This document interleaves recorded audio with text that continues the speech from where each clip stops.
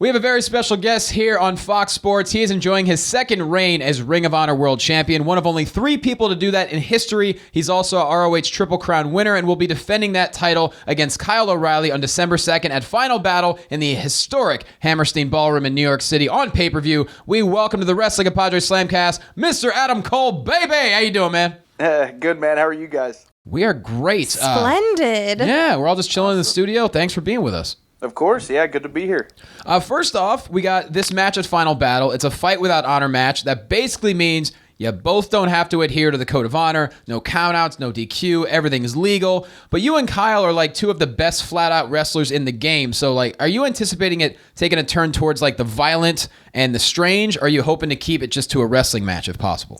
Well, me and Kyle's history together as far as in-ring, we've had some of the most violent matches in Ring of Honor. I look back to some that were intentional, some that weren't. Our last singles match in the Hammerstein Ballroom was actually a hybrid fighting rules match, and that one took a turn for the worst when my lip got split open and I was literally squirting blood out of my mouth. Like it was insane. It was the craziest visual.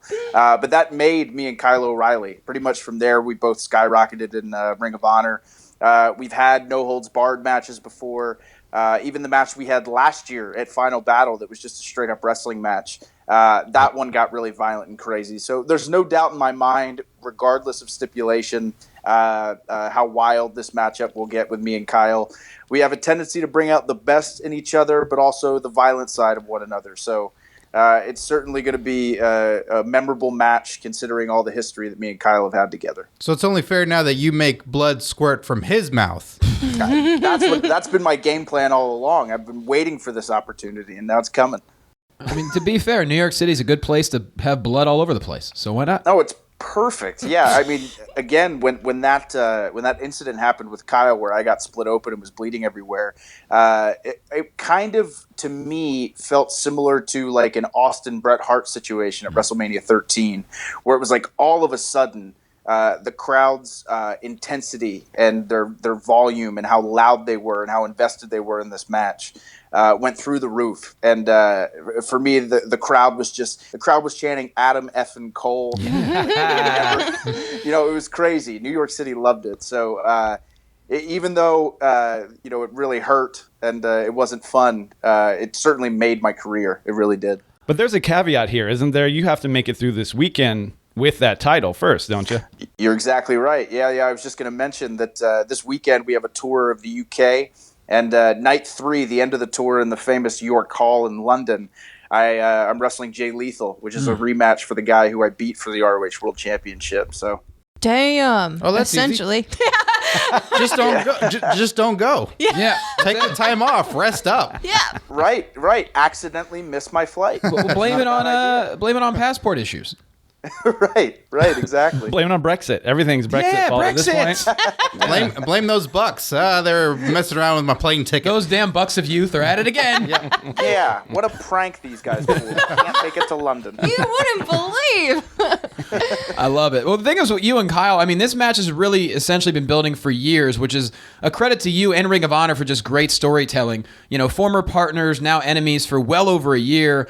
And he also ruined your nice little celebration for you back in August after you got the title from Jay Lethal. So is it safe to say at this point you're not going to be sending him a Bullet Club t-shirt for Christmas? Yeah, absolutely not. There's not a shot ever that ever is going to happen. Because those are expensive. Yeah, no. I look back at, when me and Kyle, even is going back with like a little history between me and him, we both got signed to Ring of Honor at the exact same time. And they both knew they wanted us to be involved in the company, but they weren't really sure what they were going to do with us. So they threw us together as a team. They said, let's just get these guys on the show. We don't really know what we're going to do with them. Let's see if this Future Shock thing works out. And then that really worked for us as a team. So obviously, naturally, the team eventually breaks up. And we've literally been feuding since 2011, 2012. So it's been a long time. How much has life changed for you since joining the Bullet Club?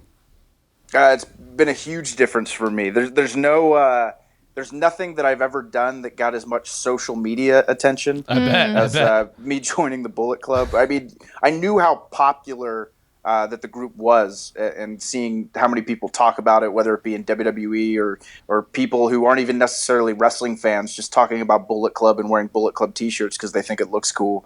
But I really, really started to see it when I joined in Chicago on pay-per-view. There was a lot of people that really, really loved it. There was a lot of people that really, really hated it. But a lot of people were talking about it. It was so, yeah, definitely garnered a lot of attention being a part of this group now. How did your family feel about it? Were they happy? They're like, oh, the Bullet Club, Adam, no. Oh, they, my dad doesn't watch too much, so he doesn't really know what's going on. But my mom is one of those typical... She's just happy that I'm a wrestler. She doesn't even know the difference. So, yeah, they just enjoy that I'm doing well in wrestling. What do you think about the references to the Bullet Club in modern day WWE television? I mean, you see Balor Club, you see The Club. I mean, it's an obvious nod to you guys, but what do you think about that? For sure. I think it's just proof of how impactful the Bullet Club has been. Yep. I mean, I think when you have... I can't think of a time ever where there was a group that the WWE has clearly acknowledged that was never a part of their system. I mean, for this group to start in New Japan Pro Wrestling and then to gain a ton of steam over in the States to the point now where, AJ Styles... Luke Gallows and Carl Anderson are all backstage at SummerSlam. They see Finn Balor. They throw up the too sweet. Crazy. In hopes that he does it and the entire crowd goes nuts. I mean, it's a really wild time in wrestling. And not just with Bullet Club, but I think wrestling now is the closest it's been to the Attitude Era that we've had in quite some time. And the reason being, not necessarily for the wrestling style, but because you just never know who's going to end up where. Like, you see a lot of guys in the independents that you never thought would be in the WWE making waves. Kevin Owens is the WWE Universal Champion. How crazy is that? And then you see guys in WWE who are leaving, guys like Cody Rhodes who are going to come and work for Ring of Honor and New Japan because they would make a name for themselves there. It's a wild time. It's really, really cool to be a wrestler, and it's really cool to be a fan right now. Plus, this is one time where I think social media has helped us to have a golden age of wrestling. You know, you talk about Kevin Owens. Well, that picture of you and Kevin chilling in a hotel room, there's no way in hell that would have happened 5 years ago. I imagine he didn't get reprimanded for it, but now he takes that picture with you, and that's the coolest thing on earth because it seems like WWE has a deep respect for Ring of Honor, and it only makes the business better. Right. Yeah. Social media, to me, has been, I mean, to everyone who's paid attention, has played a huge part in certain things gaining steam, certain guys gaining popularity. Because wrestling, people involved in wrestling used to say all the time, there's a difference between the people who pay money to come see wrestling and the internet wrestling fans. Well, that's no longer the case because everyone has the internet now. Everybody is on their phones talking about stuff. So the internet fans are the wrestling fans. So guys who really weren't that popular before, but if they get a huge social media following, all of a sudden start succeeding. The availability to be able to see as much and as many different kinds of wrestling as you can all over the world is so available. I think if the WWE Network was around when I was a kid, I would have never had a social life. So thank God it wasn't around. But yeah, the availability now for fans is just, it's crazy. It's crazy. Talking about guys ending up anywhere, I mean, the Dream Team match, of you and the Young Bucks and Kenny, I just want to see more. Are there more plans of you headed over to New Japan? For sure. Yeah. I pretty much kind of started my career there. I'm going to go there as much as I possibly can, while at the same time making sure I don't miss too many Ring of Honor events. But getting to finally do that with Kenny Omega and the Bucks was so cool. Because initially when I joined the Bullet Club, we were thinking, okay, me, the Bucks, and Kenny, that'll be such a cool thing. But it actually kind of worked out that it took a little while until we teamed, I think, because people were kind of fantasizing about that idea. So then when it finally happened and we had that big match and stood over Okada in complete control, it was really cool for a lot of people. So it's something that me and the Bucks and Kenny have talked about for a long time. So getting to do it over in Japan, hopefully getting Kenny to come over here to Ring of Honor and doing some stuff here would be cool. But yeah, it's just 4 friends who really get along, really love wrestling, and are really excited about what we have coming up in the next year or so. I'm headed to Wrestle Kingdom, so if you could make that happen for them, that'd be great. Awesome. I'll do my best. Well, speaking of Japan, I mean, we all know how the American reaction has been to you being in the Bullet Club, but over in Japan, is it almost like, are you like a Beatle when you show up, and then when Adam Cole has left the building? Is it like one of those deals? 'Cause it's got to be crazy. Well, it's something because with the New Japan audience, they do watch other wrestling, but really they are diehard New Japan Pro Wrestling fans. So when they like you, they will like you forever. But initially, kind of establishing yourself over there takes a process. Like when I first came out in New Japan, the first couple shows that I did, the people were just watching. And they were kind of saying, okay, who is this guy? I know he joined Bullet Club, but let's see what he's all about. And then once I've gained their trust or when I've gained their respect, then they show you all the love and support. Now it's like when I go over there are people waiting in the hotels to meet you. There are people that find out where you eat at restaurants and they're waiting to meet you. Oh, boy. Everyone's now doing the Adam Cole baby thing in Japan, which is the coolest thing in the world to me. So, things are going really great. Fortunately, I've caught on over there fairly quick, and obviously having Bullet Club affiliation really helps that process. I just love the idea of the only English that certain Japanese fans speak is Bay Bay. Right. And that's it. Right. It's the best. Do you remember when that started? Was there a specific moment where the Adam Cole Bebe started and you threw your arms up and did the whole thing? Yeah, definitely. It started as early as like 2009 in a company called CZW. Oh, that was yeah. where I trained and where I started. And initially, I just flat out stole from Joey Matthews. This is when he was kind of doing the independents again. He used to, for heat at a company called Maryland Championship Wrestling, he would just yell, Joey Matthews at the top of his lungs. And I loved it so much, and everyone would boo. But it was so smart to me because I was thinking, okay, he's constantly reminding them what his name is. Yep. So what a cool way to like get heat, kind of. So I could just flat out stole that in CZW, and I started yelling Adam Cole. And then it got more and more obnoxious, and then it was Adam Cole Baby. And then it was Adam Cole Bay Bay. It just got more and more silly. And I used to do it in CZW, and everyone would boo, and no one did it with me. Maybe one or two fans. It was not like a cool thing like people like to do now. So really, I've been doing it almost since the start of my career. It just now, in the past couple of years, has really caught on. Well, I think part of the reason it didn't work in CZW, or maybe they didn't cheer for you, is because you don't look like a CZW guy. Like I work with DJ Hyde twice a month. You don't look nothing like DJ Hyde.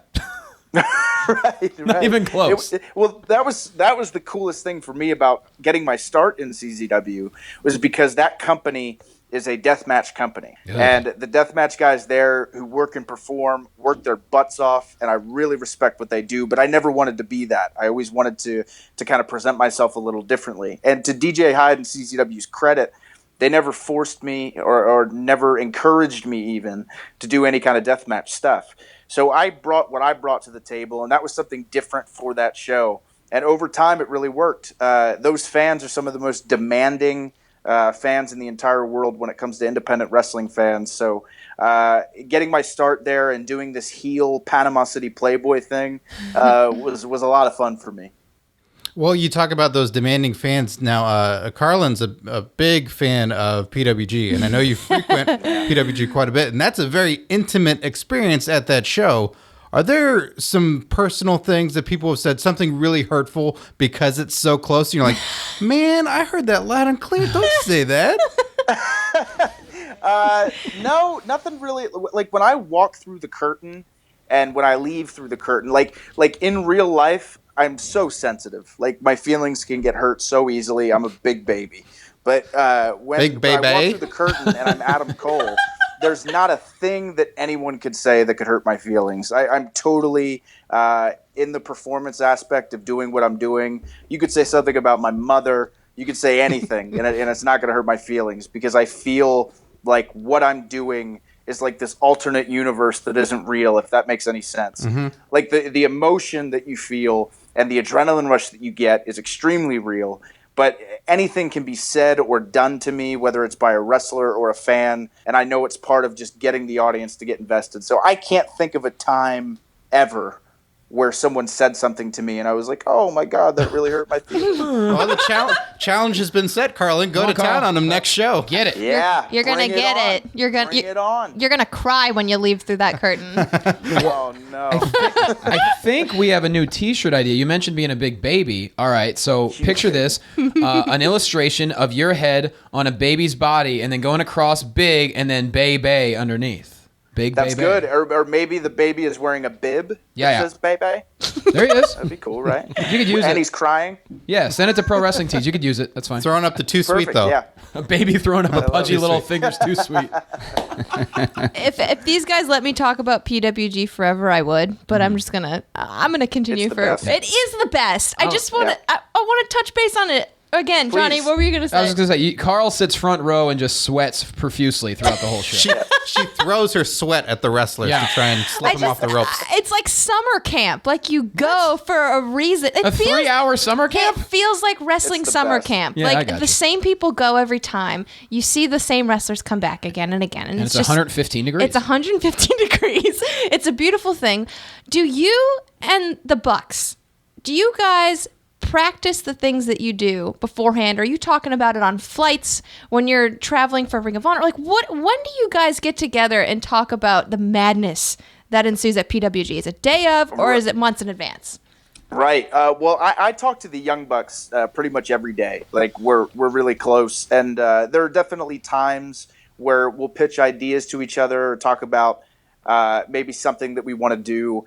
But generally speaking, it's all like real life personal stuff that we talk about. As far as what goes on in the ring, yeah, we'll definitely, before the show, day of, we'll talk about some ideas that we have or what we want to do. But you really would be amazed at how much of what we do is just in the ring on the fly. Wow. And feeding off of that crowd.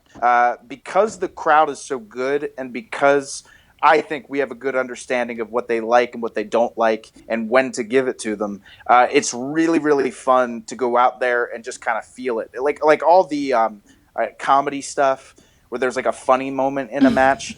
You can't possibly plan that. I don't think. I think you have to kind of feel whether or not the audience is going to bite on it or not while you're out there. So a lot of the funniest moments in PWG have totally been just on the fly, kind of spur of the moment deals. And you talk about hanging out with buddies, like the Young Bucks who are family men, and then like the Briscoes who I think have like 93 kids. Does that make you more inclined to say, I want to be a dad someday? Or is it more like, you know what, I'm cool being Uncle Adam? No, I definitely someday want to have kids. I was just having this discussion the other day with my brother. Like, I mean, for me right now, I've always been, since I was a kid, I always said I'm going to focus all of my energy while I'm young on my career. And fortunately for me, that has paid off. Getting to do the things I've got to do and travel the world and make a good living as a pro wrestler. That's been great. But part of that sacrifice, obviously, dating life is very difficult. Having children would be even more difficult. So my respect level for guys like the Young Bucks who are such good husbands and such good fathers is really, really cool because I don't know if I could do it. But someday, certainly, I think having a family is something that if I could have both, if I could have a successful wrestling career and a family with kids, I mean, I could die happy. That's for sure. There you go. That's pretty great. You talk about that would bring you such happiness. I'm sure there are other people that are constantly bribing you because being a part of the Bullet Club is such a prestigious, honorable club that it's so popular, it's so hot, everybody wants to be a part of that. You don't even have to scout, I feel like. People are just probably buying you lunches, they're buying you things all the time. Are there guys trying to bribe you to be in the Bullet Club? Well, there's not too much of that going on, but I'll tell you what is going on a lot is when we go to Japan, there are these dinners that fans will want to take you to or want to go out with you. And you're eating like the finest food. Chick-fil-A? For guys who drink, they drink as much as they want. It's just it's a really cool environment to be around people who are just so excited to hang out with you and be around you. So there certainly is a lot of free meals and gifts and things like that for being associated with Bullet Club. That's for sure. And you say dating life is hard. Come on. Please. So we're talking above the Chick-fil-A level as far as free meals. Right, 100, like way better than Chick-fil-A, and I love Man, Chick-fil-A. I'm not at there. Yeah, I gotta get that level. Is that like the sponsors, or is that something different? Is that Yeah, very similar to like the exact same thing. Yeah, the sponsor dinners. Yeah, Okay. yeah, that's exactly what it is. So, but because I had done sponsor dinners before being involved in Bullet Club, but the Bullet Club ones are even more wild and more crazy. So, What is the agreement exactly? I don't fully understand as much as I love it between ROH and New Japan. Is it just kind of, hey, we've got a great idea, so let's have these guys come over here. Well, wait, we want them to go, because even the belts themselves get transferred around and won by different guys. I mean, Elrig was just a champion over there. What is exactly is it just a handshake thing, or is it something official between the two companies?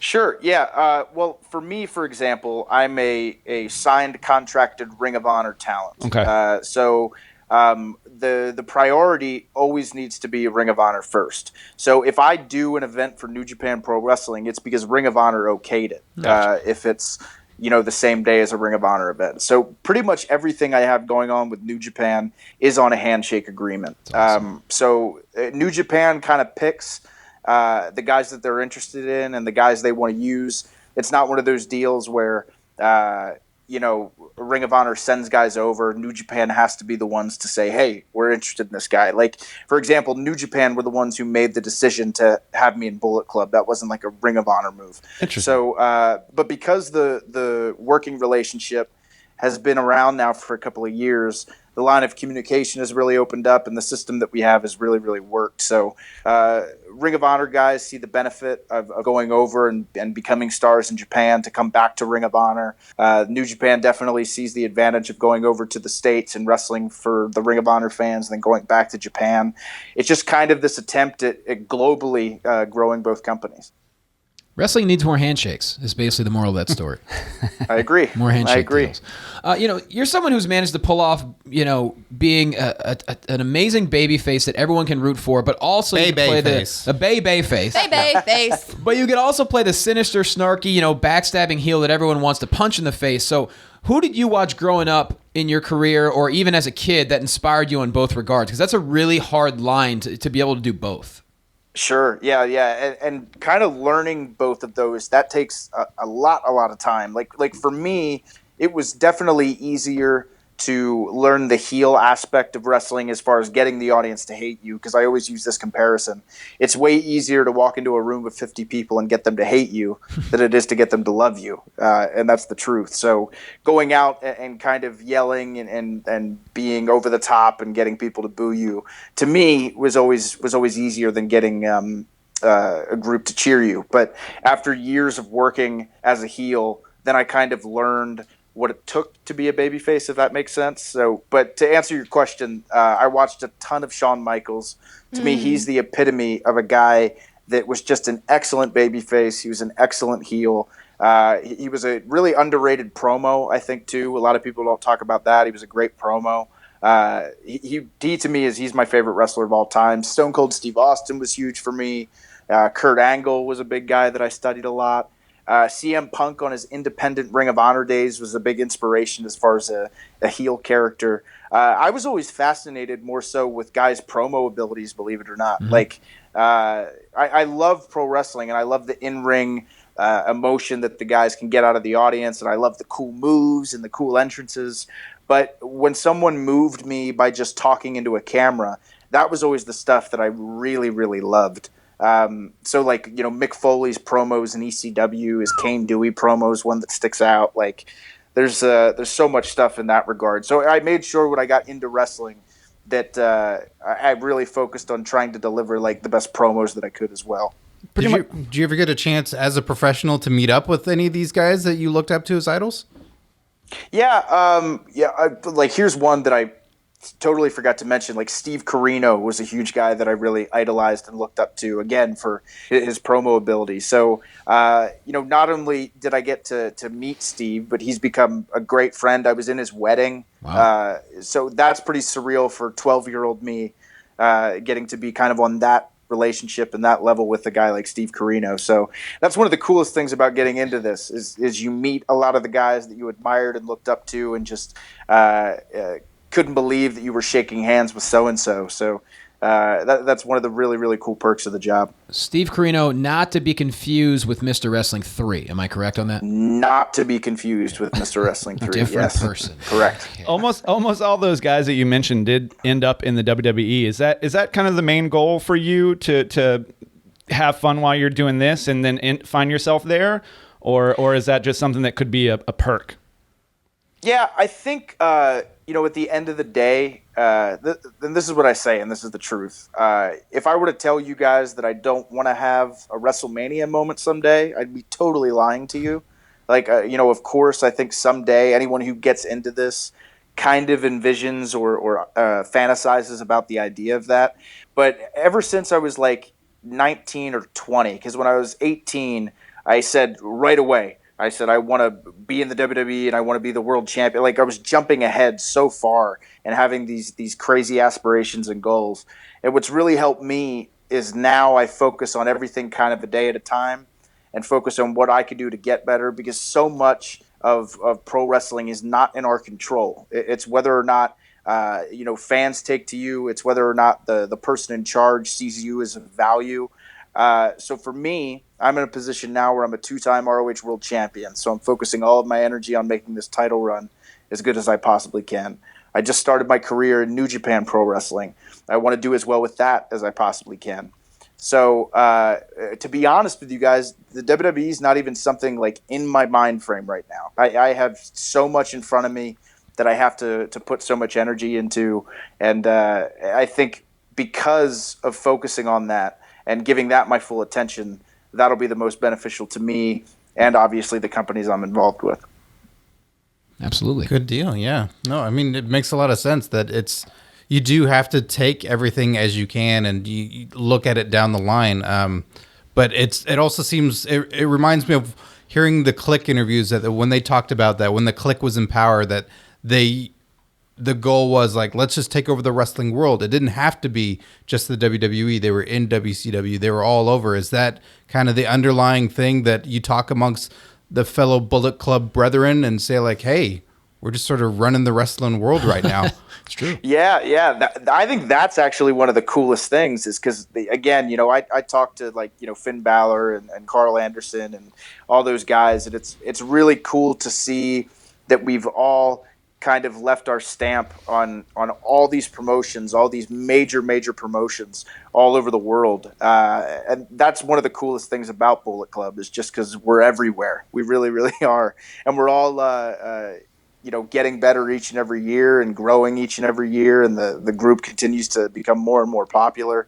So, yeah, like I said, a lot of us are focused, like Kenny Omega, for example, is so focused on being the man in New Japan Pro Wrestling. He's not even thinking about WWE. I'm focused a lot on what I got going on in ROH and New Japan too. The Young Bucks are focused on being the best tag team in the world. So for a lot of us, wherever we end up is where we end up.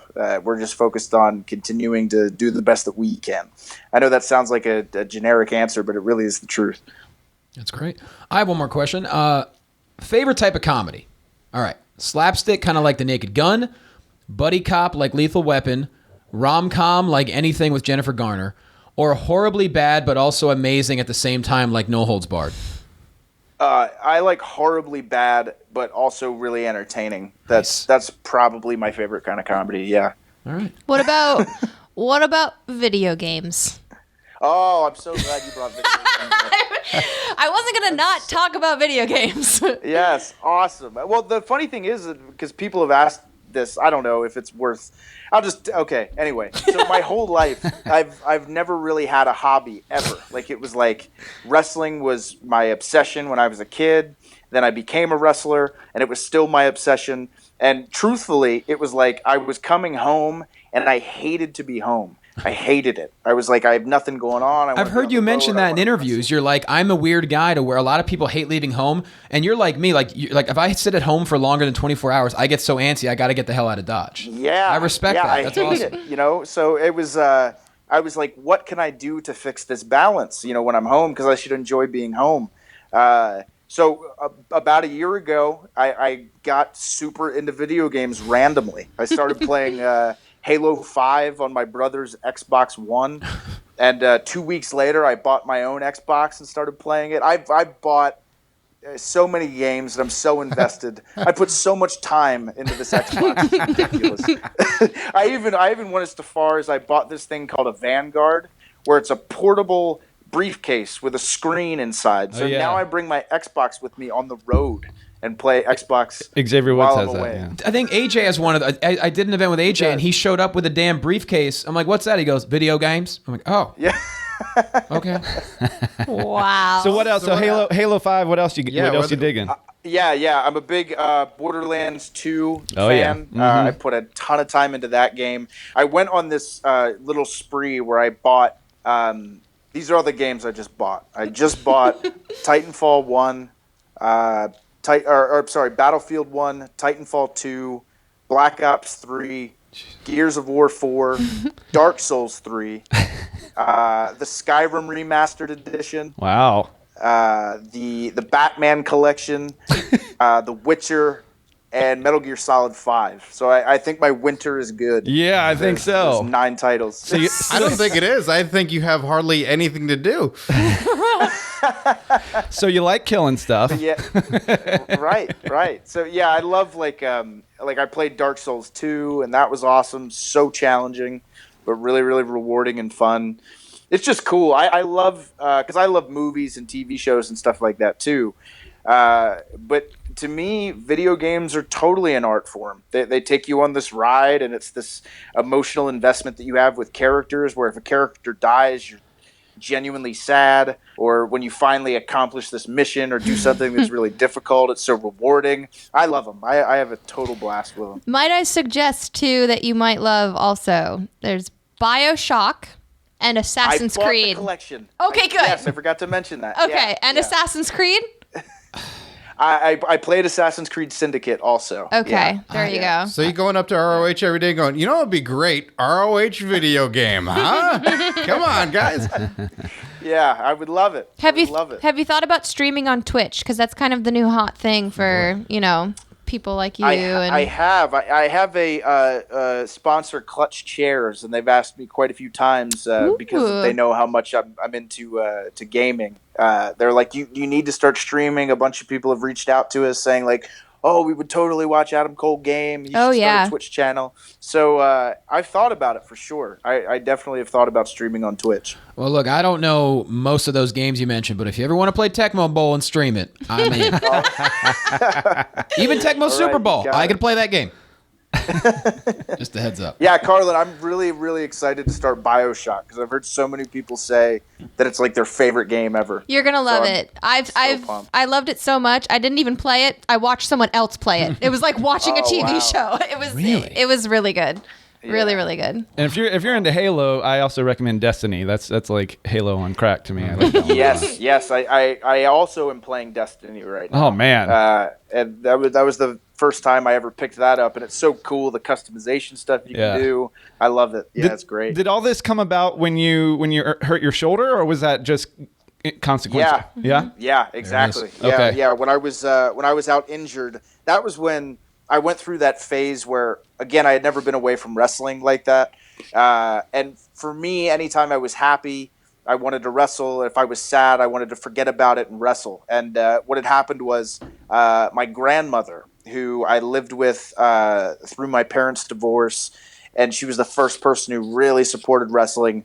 She unfortunately passed away. And this is when I was out injured. So I had no escape from it, as weird as that sounds to say that I would want to escape from it, but I was so sad that I didn't want to have to think about it. So to have to sit at home and think about it the whole time really sucked. So again, being away from wrestling, I was like, I need to find something. I need to do something. And video games were the hobby I chose. So, and it's cool too, because when you're on the road and you're traveling and you train like we do, to have something that I'm into where I get to sit on my butt and just kind of relax is fun and cool. Well, you said dating was hard. Now that I see you play as many video games as you do, I get it again. Dating was hard. Awesome, man. We can't thank you enough for your time. Best of luck at Final Battle. I think, Dale, you're going to be there, right? Yeah, I'll be there, so I'll find you. Oh, Awesome. He's got green Great. hair. You can't miss him. Can't miss it. But Perfect. dude, thanks so much, and best of luck. Congratulations on everything, and it's great to have you on Fox Sports, and thank you very much. Thank you guys. Appreciate it. Thanks, Adam. Take care. You're welcome. See ya.